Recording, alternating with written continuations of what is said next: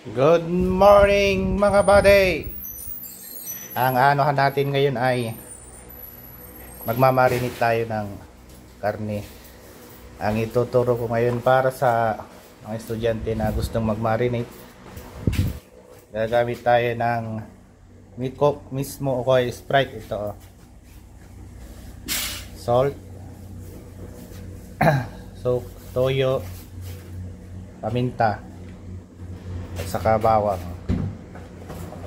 Depende kung iano nyo ay 1 kilo, mas malaki dito ang pagmamarinitan nyo.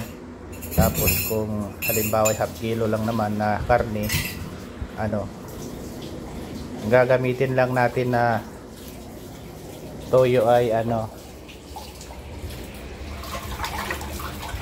ganito lang karami, mga nasandok. Wala kasi akong mga gamit na kaya ang gagamitin natin ay tansyahan na lang, 4 na ganito or 5 ganito, depende sa kilo na gagamitin nyo kung ilang kilo ang anuhan nyo. Tapos i-mix natin ito lahat, mag-ano kayo ng magic sarap. Tapos kung ang gagamitin nyo ay Coke or Sprite, half lang ang gagamitin nyo, depende sa dalawa kung saan nyo gagamitin. I-mix nyo dito lahat, i-mix nyo muna lahat ng toyo, lahat bago nyo ikarga yung karne, para na mix nyo ng maigi pag bitchin, mga ganon. Hindi naman siya masyadong maselan. Tapos yung half na pinagamitan ninyo nito ay gagamitin natin sa huli. Parang ganito na yung kinalabasan niya mga buddy, ayan na kaya ipeprito na natin. So nagpainit na tayo ng mantika, medyo mainit na. Kaya lang siyempre ito ay mainit, sigurado tatalsik ito mga buddy. Kaya kunting ingat lang, at sa dapat may takip kayo kasi karne ito pero painitin nyo munang maigi ang karne na dapat may tong kayo. Cover ng konti, medyo cover para kang sundalo. Dahil pag hindi ka cover, sigurado ka may tama ka, talsik, pati ngalang-ala.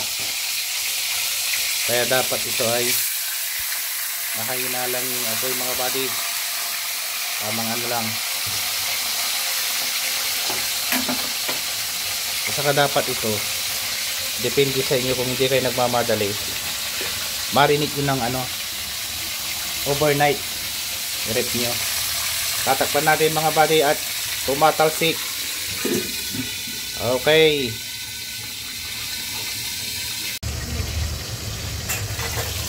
yan nga pala mga buddy, ito ay hindi minsanan ang baliktaran nito mga buddy sa style ko.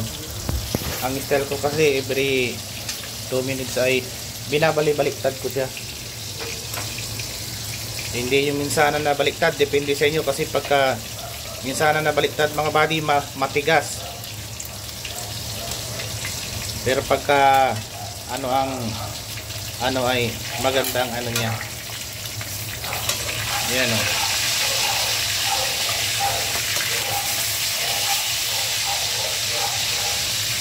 every 2 minutes ko siya binabali-baliktad. Gawa ng pagka minsanan ang baliktaran mo yan mga buddy, sigurado matigas yan mamaya. Pero pagka every 2 minutes ang baliktad, hanggat mag golden brown, sigurado may kalalagyan siya. Takpan muna natin mga buddy.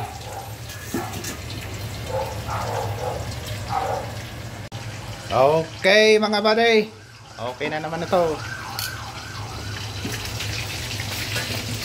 Salangan ulit natin ng panibago.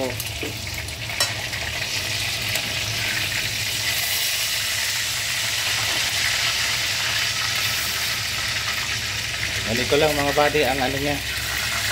At saka dapat ang makuha nyo ay medyo malambot para sa mga beginner, pero sa mga namamaling ko talaga sanay na. dapat ang kukunin nyo ay ano, casing ay pork chop. Ganun lang mga buddy. Ano na naman, takpan. Every 2 minutes ang interval niya, bali-baliktad lang. At saka ang apoy niya mga buddy, mahina lang siya. Hindi siya pwedeng malakas kasi magtututong gawa ng yung Sprite na inilagay natin.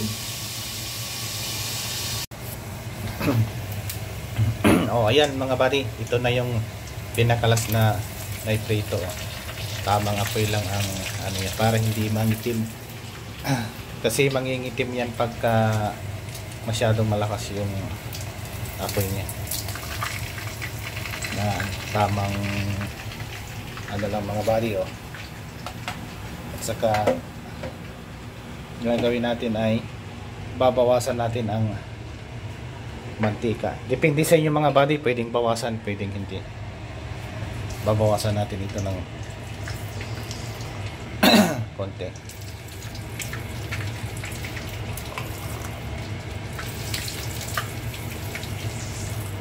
Okay, kung makikita nyo yung mga buddy, may natira. At saka ito ay medyo nangitim. Walang problema yan mga buddy.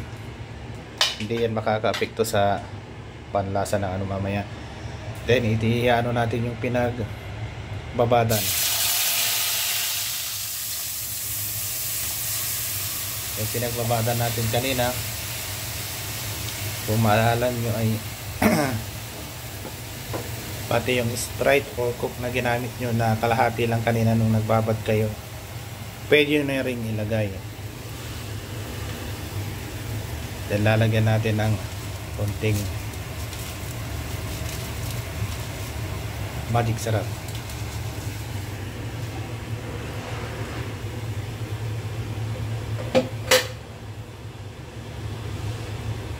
Saka na natin ilalagay yung ano, papakuluan natin dyan ng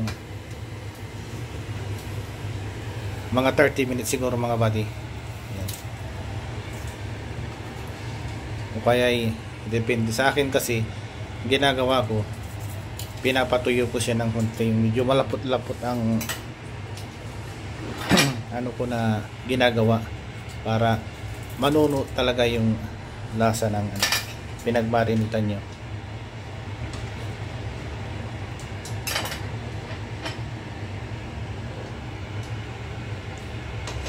Sigurado magugustuhan ng mga aning ito mga buddy, anak o kaya asawa pag na-try nyo ito.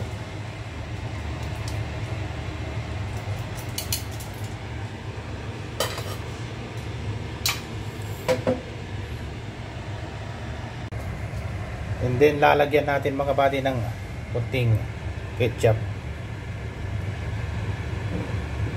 Tansyahan ito mga buddy na ano, para ito ay yung dumikit na itim kanina dun sa pinagprituhan, ito ang magpapatay noon para hindi masyadong ano, kasi ang iba pagka masyadong malakas mangingitim, hindi maganda na yung lasa, masisira yung lasa. Pero ito ang mag-aano doon mamaya, hindi maapektuhan ang lasa niya, bagkus ay medyo ano. Okay, ang ginamit ko dito ay tamis anghang. Hindi naman siya masyadong maanghang, ano lang siya sa mga kids natin. Mix lang natin ng konti mga buddy.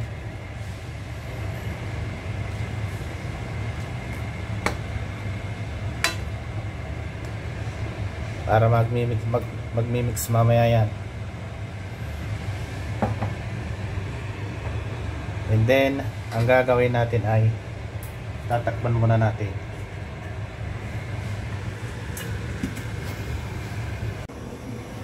Okay mga buddy, after 30 minutes ito na yung ano niya. Ayun pwede kayong ano ng malapot, pwedeng ganyan sarsa ng mga bata, pwede ng ganyan kalapot. Yan na yung ano, kalabasan niya. Ito ang pinakamaganda sa pangulam ng mga anak natin. At sa mga kabady natin dyan na nagtatrabaho ng maghapon, 2 red horse lang ang katapat nito mga buddy, at may sili pampakalma. Good morning mga buddy, salamat.